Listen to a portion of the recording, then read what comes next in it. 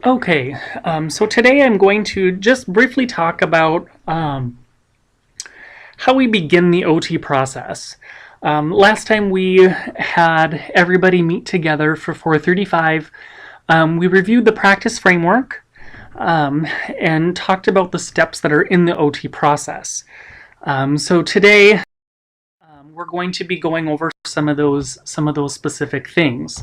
I'm not going to be going through these things in great detail because they kind of link together, and we haven't gone over a lot of these things quite yet. We will be getting to them later on in the semester, so I don't want to overwhelm everybody with the different details of things, but instead I'm hoping to highlight on them and just kind of give you some information, so when we do cover it, you know where you can go to get more information on it. Screening. So screening is actually defined as obtaining and reviewing data that's relevant to a potential client to determine the need for future or further evaluation and intervention. So your text talks about two different types, type 1 and type 2. Type 1 happens, it's just general basic screening. You might do screening of development, you might do screening of eyes or vision by having them look at that little eye chart, over screening of overall health, those kinds of things. Type 2 happens maybe after a referral for a child. So either way, doesn't really matter what type of screening it is. The outcomes of screening is to see if the child is performing where they should be. Okay, are they on track developmentally? Is the child outside of where they should be at, and so then they would need further assessment? Or does the child just need to be checked periodically? Okay, so a couple examples of screenings that I've done was screening overall development for newborn babies.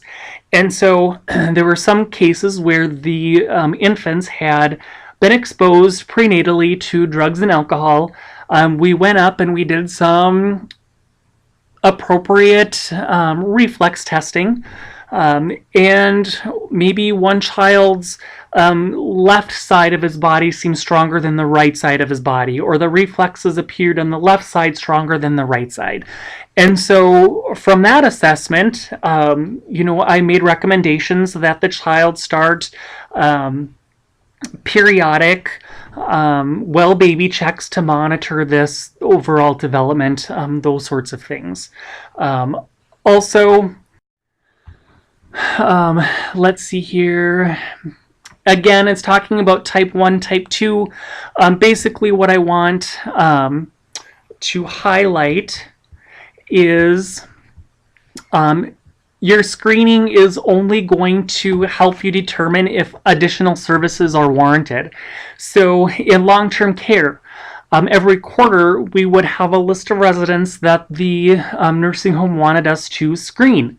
We would read the charts, okay, and we would see if there was a decline just from reading the progress notes, just from reading the health and physicals in the physician notes, those sorts of things. If there was a decline, if there was a fall that occurred, those sorts of things, we would say, hey, further evaluation needs to be done because something has happened. They're not at that, and this would be type 2, premorbid level of function. They're actually declining, and so we can step in and provide some sort of intervention, or we need to evaluate what needs to happen.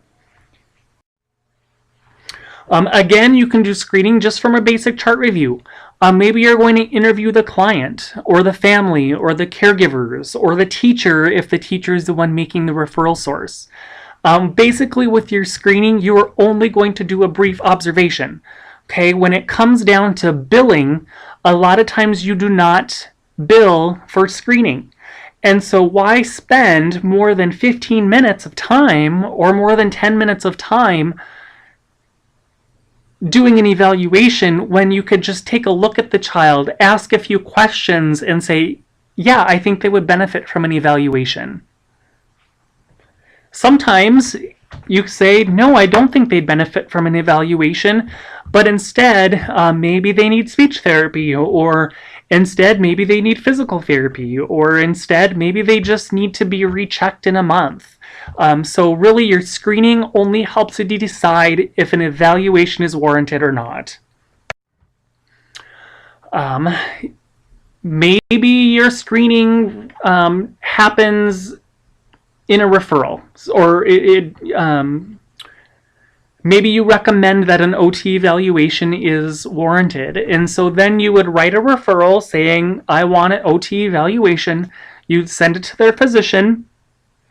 The physician would sign it, and then that would be your referral source. Okay, so that would be an example of your screening coming on to a referral. Okay, sometimes we don't have to do screening. Sometimes screening is completely bypassed and you only get the referral. Your referrals can be made by teachers, physicians, a variety, psychologists, psychiatrists. Okay, it can be made from many sources.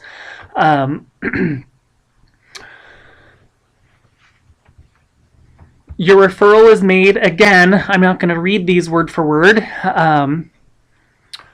but your referral is made if maybe there's a need for greater independence, or maybe somebody had surgery and there's activity limitations, or maybe they're not meeting their developmental milestones. Okay. Sometimes when you get that referral, maybe that screening will pop up and say, you know, maybe you're going to do a developmental screening and only look at a few reflexes. Okay, so then maybe that referral is actually asking for a type 2 screening. Your evaluation is actually gathering and interpreting information about their children, about children and their families. So it's the entire information gathering process. Okay, it is going to include the occupational profile. It's going to include the analysis of occupational performance. And so this will include, your entire evaluation is going to include that chart review, something maybe you do before seeing the child, or an interview. It's going to include the demographic information, the age. It's going to include developmental milestones. Okay, and so you may get that information from any medical records, school records, any other professional reports. Maybe they've had past OT, maybe they've had early intervention from when they were 0 to 3, and now they're 3.5. Okay, your interviews with parents, caregivers, interviewing with the referral source. So if the teacher is making the referral, what exactly is he or she seeing? Slide, we talked about sensory profile, range of motion, Peabody or Bruno. Those are all standardized, very formal assessment tools used to measure specific things. Your informal assessment is going to be your observations during those tasks. They're going to be the interview you get when you're asking the parent about health history, when you're asking the caregiver about developmental milestones. Okay? Also, if you know that your client coming in is of a different language, not English language learners, is an interpreter needed, or any other materials or information you're going to need to gather in your evaluation process. Some of these specific formal assessments call for specific protocols and specific items that you'll need to gather ahead of time. So why do we evaluate? To decide if more comprehensive evaluation is needed. So maybe we're doing the Brunick-Zadzereski test of motor proficiency. Okay, well, in that assessment, they're looking at specific components like balance, fine motor coordination, those kinds of things, visual motor. So maybe they score pretty low on visual motor, but everything else is pretty high. Well, there's several types of visual motor assessments that we can do that go into way more detail. If balance is off a little bit, maybe you'd want to refer them on to physical therapy to work on and to have a more comprehensive evaluation that's looking at balance. Another reason why we evaluate is for some agencies, for some states, for some insurance companies, for some programs, a child has to qualify for OT services or be eligible. And so sometimes using those standardized formal assessments, they have to have a certain percentage of delay in order to qualify for those programs, such as early intervention, such as school-based therapy, such as outpatient therapy. Sometimes our assessment or our evaluations assist in the diagnosis process. So even though OTs can't diagnose, sometimes our informal assessment, child isn't making eye contact, child is doing hand flapping, a child's not responding to certain standardized protocols. They're not socializing, they're not communicating. Okay, those observations can assist in a diagnosis of autism.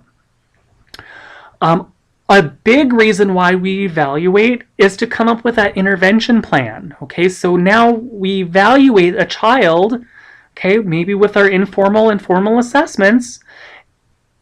What are the areas that the child should be able to do? Where is the discrepancy? Where is there delay at from our assessments, from the caregiver or the teacher's concerns? And then we make goals for those. We also evaluate, maybe we want to evaluate the child's progress in therapy and decide if therapy should be discontinued or if therapy needs to be continued. A lot of insurance companies require that we have documented progress to see that therapy is helping. And so if we evaluate a child initially, so many months later, maybe we re-evaluate the child and see if there's a gain in that evaluation to measure that progress. If so, a lot of times we're able to continue therapy. And also why we evaluate for research. Okay, to research if our interventions are working, to measure clinical outcomes. Are children meeting outcomes from the intervention that we're doing? There's 12 steps in the evaluation process. I'm not going to read these to you. These are all part. You can see these in your readings, in your Mulligan. I think this is way too much detail at this point, but just know in the entire evaluation process, you're gathering information preliminarily, right? You may be looking at background information, medical charts, okay, and then from there you may be implementing like the occupational profile. So you're interviewing things. You're interviewing people, not things. I'm sorry. You're interviewing people. You're pulling things from that interview to gather more information. From there, you're piecing together how is that going to impact occupation, okay? What assessment tools are you going to use to help further understand what that delay is and how you can accurately measure that. And then you're going to analyze that. You're going to interpret what was said in the interview, what the results were with the assessment plan, and from there, or from the assessment tool, and from there you're going to come up with your goals or your intervention plans. And again, you're going to document and document and document those results. Again, tools for evaluation. Again, these evaluations can be informal, such as an interview, very informal way of assessing, checklists, pulling occupational histories, those sorts of things. You can also do more standardized testing. Those are going to be more formalized assessments. They're formal because they tell you exactly what you need to do in the order in which you need to do them. And so they're very, very standardized. And then you'll want to document your evaluation, okay? And so throughout the semester, you're going to be going through and learning different types of evaluation reports. I'll be showing you through some JINGs later on, just some examples of some reports and how they differ. Again, here's a couple examples from the texts you have, Mulligan and Sames. Your baby lab evaluation report, that's going to be a little bit different as well. So how you write up, how you document your evaluation is going to be different depending on the setting you're working in. Okay, so if you're doing an early intervention evaluation, that's going to look a lot different than if you're doing a school intervention or a school assessment. Or if you're doing a medical-based outpatient or an inpatient acute care documentation. They're all going to look different, and so that's okay. Again, your intervention plan is basically, your goals. So you've done the interview, you've done some standardized formal assessments, and you see that the child has some delays in some areas that you're assessing, okay? You want to stick to your theory. So, say there's some coordination issues, fine motor, gross motor, okay? Remember, there's a motor theory for that. It's kind of like there's an app for that. No, there's a theory for that. So, okay, you use that theory to do the Brunig-Sadzarewski test of motor proficiency. From that assessment tool, you see that there's problems or deficits in fine motor coordination, in visual motor coordination. Okay, so your goals, your intervention plan should have things that are functional, that address those fine motor things. Okay, so you're using a motor theory, right? And it gets confusing because you also can use other theories with it, but for the sake of trying to be easing into this a little bit, you have a motor theory, you do a motor assessment, you should have some motor goals. Okay, now your goals need to be functional. So fine motor coordination, there's a deficit in that from the assessment tool. I can't touch my thumb to my finger within 5 seconds. Okay, is that functional? Okay, you have to ask yourself that. That may be a particular component of that formal assessment tool, but we can't just make a goal for that. We have to use our occupational brains, our occupational science background, and we need to say, how is that functional? How is that impacting that person's life? And a lot of times we get that from the interviews, right? The mom saying, oh, they can't do their dressing fasteners. They can't button. They can't zip. They can't pull their pants up. They're dropping pencils. They're dropping eating utensils. There. So there's a delay or a deficit in fine motor skills, and based on the informal assessment, there's motor issues with sustaining grasp on an eating utensil. Okay? Using an eating utensil is functional. Okay? So that's how we have to use that theory and stick all the way to our goals.